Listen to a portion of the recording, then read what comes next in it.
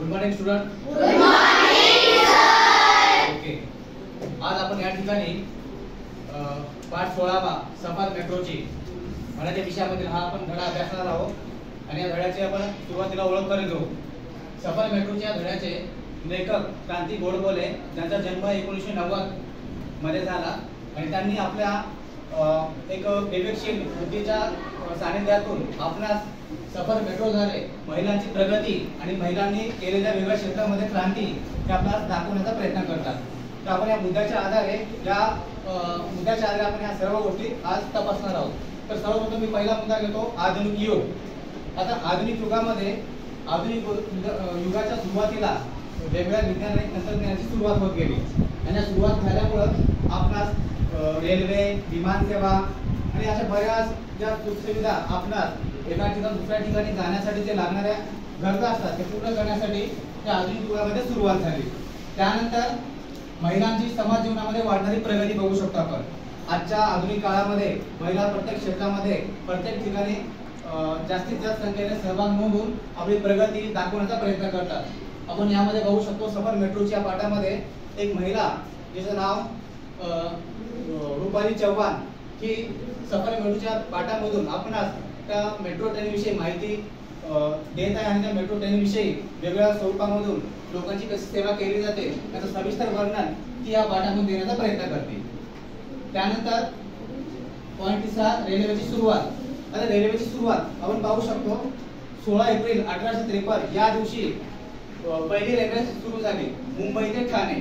तसेच 1925 मध्ये सुद्धा विजेवर चालणारी रेल्वे सुरू झाली मुंबई ते कुर्ला. मी ही माहिती तुम्हाला यासाठी सांगतोय की भविष्यामध्ये या रेल्वेची जी काही माहिती असेल सफर मेट्रोच्या द्वारे आपण शिकणार आहोत ती माहिती तुम्हाला अत्यंत उपयोगाची असून भविष्यामध्ये कुठे ना कुठेतरी तुम्हाला तुमच्या कोणतेही कॉम्पिटिटिव्ह एक्झाम असेल कोणती असेल त्यावेळी तुम्हाला त्या गोष्टी सहज बघायला मिळतील. त्यानंतर महिलांचा सहभाग. आता महिलांचा सहभाग प्रत्येक क्षेत्रामध्ये आपण पाहत असतो.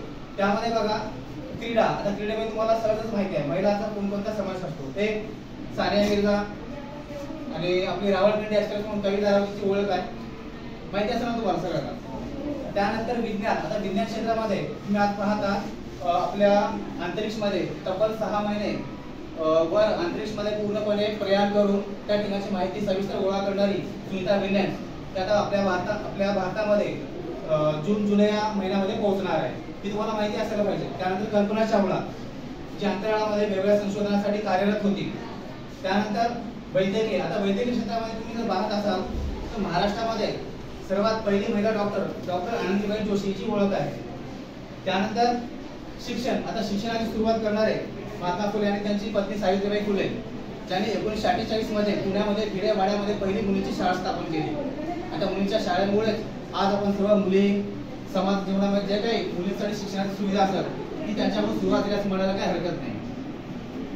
त्यानंतर राजकीय. आता राजकीय घडामोडी जर पाहता तर आपण या ठिकाणी असा विचार करू शकतो की आज प्रत्येक महिला राजकीय क्षेत्रामध्ये पारंगत आहे. आपण नाव घ्यायचं म्हटलं तर आज देशाचे राष्ट्रपती द्रौपदी मुर्मू होती. परत त्यानंतर राजकीय क्षेत्रामध्ये सानिया मिर्झा सोनिया गांधी असे वेगवेगळे राजकीय नेते आपल्या महिलाच्या स्वरूपामध्ये बघायला मिळतात. त्यामुळे आपण या ठिकाणी महिलांचा सहभाग अत्यंत पारदर्शकपणे आपल्या सफर मेट्रोमध्ये बघायला मिळतो. त्यानंतर ज्यावेळेस ही सफर मेट्रोमध्ये मुंबईमध्ये जी काही रेल्वे सुरू झाली ती रेल्वे ज्यावेळेस सुरुवात झाली. आता तुम्ही पाहता नवीन एखादी गोष्ट तयार झाली तर त्या गोष्टीसाठी प्रत्येक व्यक्ती धावपळ करत असतो की त्यामध्ये स्वतः समावेश होणे किंवा त्या रेल्वेमध्ये प्रवास करण्याची त्याची इच्छा असते ती एकदम आकांक्षा वाढून जाते आणि त्या ठिकाणी काय होते त्या रेल्वेमध्ये प्रवास करण्यासाठी झुंबड होत असते, गर्दी होत असते आणि गर्दी कुठेतरी नियंत्रणामध्ये आणण्यासाठी त्या गर्दीला सुरक्षेसाठी वेगवेगळ्या फोर्स तैनात असतात. जसं की त्या ठिकाणी CISF सेंट्रल फोर्स असते, MSF आणि तसंच वेगवेगळ्या फोर्सेस ते सुरक्षेच्या यंत्रणामधून त्या प्रवासी सुरक्षा करत असतात. त्या मेट्रोला त्या वेगळ्या दिशेनं वाटचाल करण्यास पाठबळ देत असतात. तसेच आपण बघितलं तर सुरक्षेच्या दृष्टिकोनातून जरी आपण म्हणतोय की मुंबईमध्ये असंख्य लोकांच्या समूहामध्ये प्रवास करणे हे कधी कधी माणसाच्या आरोग्याला आणि त्यांच्या पूर्णपणे परिसराला काही घातक गोष्टी असतात ते त्या ठिकाणी आपल्या कंट्रोलमध्ये आणणं अतिशय आवश्यक असते. म्हणून त्या सेंट्रल फोर्सेस कार्य करतात. थँक्यू. आता मी जी तुम्हाला जी काय माहिती सांगितली ती माहिती तुम्हाला समजली का? ठीक आहे, मी काही प्रश्न विचारतो, उत्तर द्या त्याची. आता सफर मेट्रो मध्ये आपण बघितलं, सफर मेट्रो मध्ये मेट्रो चालवणारी महिलेचं नाव काय होतं? यस, रुपाली चव्हाण. ओके, चलो.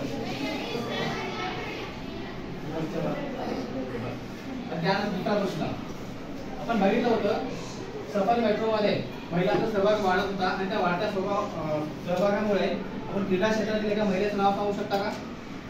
क्रीडा क्षेत्रातील. यस, कविता राऊत. गुड.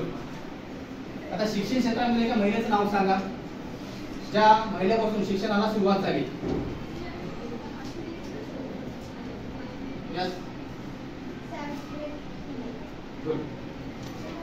Okay, thank you.